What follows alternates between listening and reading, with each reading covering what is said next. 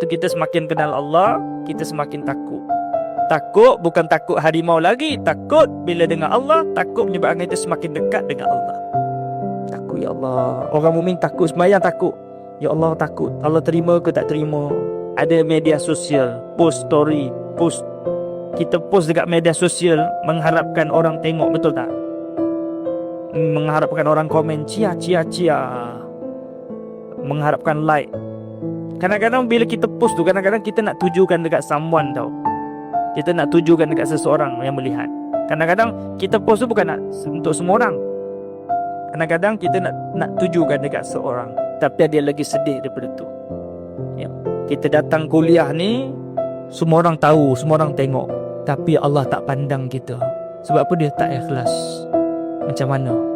Kan dalam hidup kita ni kan, kadang-kadang kita buat baik, dah ramai saksi, tapi rupanya Allah Ta'ala tahu nawaitu kita, niat kita. Sebab tu yang paling penting, Allah pandang kita, bukannya makhluk pandang kita. Sebab itu hidup ni tak penting manusia setuju ke tak setuju dengan kita. Yang penting Allah setuju kita. Kan kadang-kadang kita sedih, kenapa dia tak setuju dengan saya? Tak penting pun. Kan, dia setuju tak setuju, dia terima tak terima, dia suka tak suka. Hidup ni bukan tentang nak suruh orang suka kita. Penat nanti.